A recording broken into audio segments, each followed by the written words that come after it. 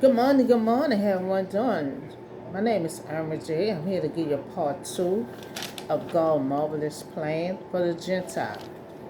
Now we left off at God had this plan in him for a long time. And now he wants Paul to go spread their word, spread their gospel to everybody, especially to the Gentile. And so his intent was that now through the church, the manifold wisdom of God, should be made known to the rulers and authority in the heavenly realms.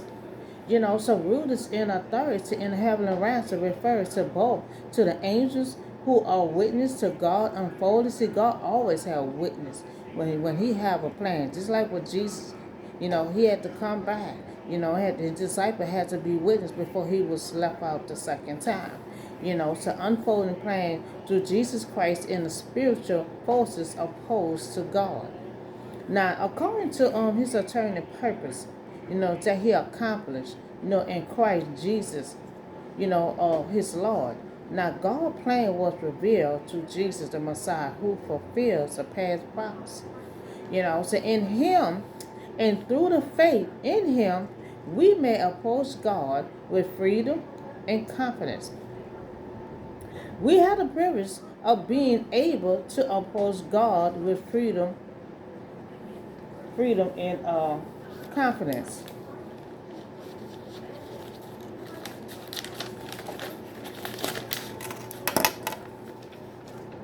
So I ask you, therefore, not to be discouraged because of my suffering for you, which are your glory. Now Paul's sufferings feel honor because he knew what's ahead had Jesus had suffered. Now when he suffered, he feel honor. I put a practice out before. When Paul said he suffered, he rejoiced. He have joy. Because he preached about Jesus all the time, and he know what Jesus went through. Because every time I go through something, I say, man, I feel like Jesus. You can't help but to think about Jesus, and then you'll try to overcome your trials just because Jesus went through it. Jesus went through it for us. So now we going through our trials, and we have to try to endure it. It's hard. I'm in it. It's hard. You know, and so Paul saying he feel honored, because Jesus was a master down here, when he was on earth, and in the time he had to go through pain and suffering, and now we going through it. He take honor in this. He rejoiced. Through his own suffering. You remember when he was in jail? He started praying, and everyone in the jail just started going along with him. So we see that God marvelous plan for the Gentile. The purpose of intending salvation to the world was part of this great plan through Jesus Christ. And so that was God's marvelous plan. He held it in him for a long time until it was time to be released. Time to be released. And a lot of time, Paul always said, you suffer a little while. He suffered a little while, but then he realized who suffered more than us. And he started being rejoiced. He started feeling honored. He felt honored because he gone through the same thing that Jesus had went through. So that make him feel honored. Make him feel joyful. And see, some of us, I talk to myself too, some of us cry. We wanted to go away, but see, Paul don't think it that way. He think about that Jesus went through that, and he felt honored to be behind Jesus and go through that pain and suffering. Because I know before I found out I was chosen, been going through this here a long time. I always just say, I feel like Jesus. I feel like what Jesus went through.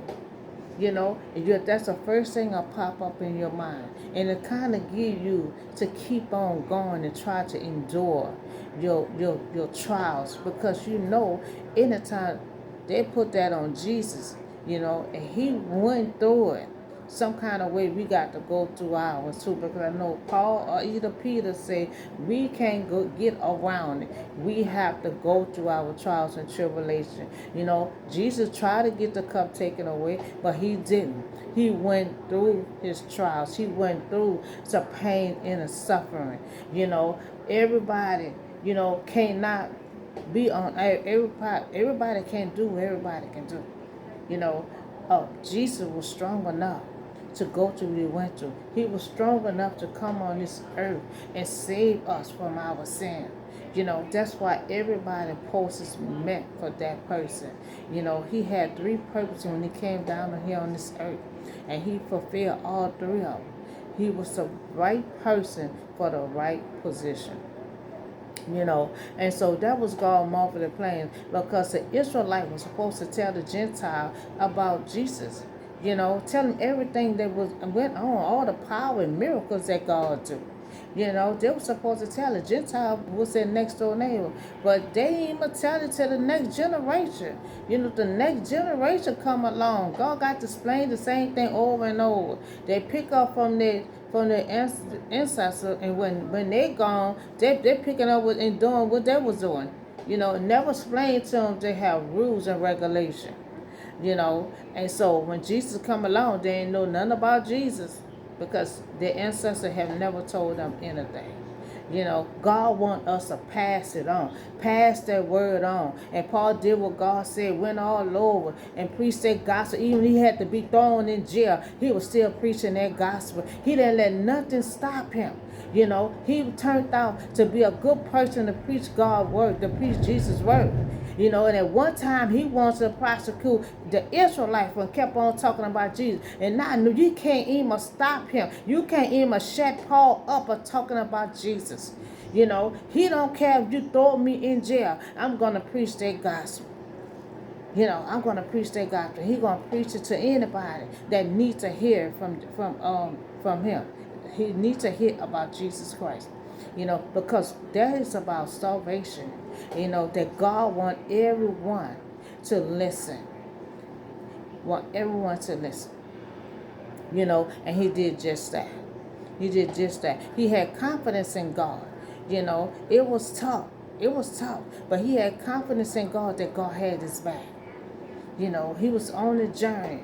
He know any time he gonna be thrown in jail. He know any time he gonna be prosecuted. He know any time the enemies want to tear him apart. But he had confidence in God, just like David had confidence in God among that big old giant.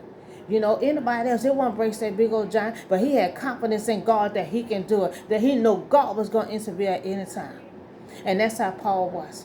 That's how I am. You got to have confidence in your storm. Confidence. You cannot have fear. David said he was fearless in his storm because he had confidence in God. You can do anything through God. And that's what God was trying to tell Moses. God, get somebody else. I can't speak well, God. Get somebody else. But God said you can do anything through me because I put the words in your mouth.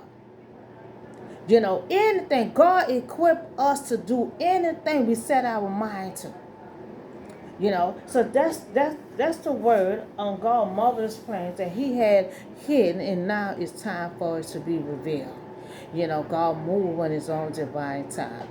So thank you, and y'all have a blessed day, and I see y'all in the next video.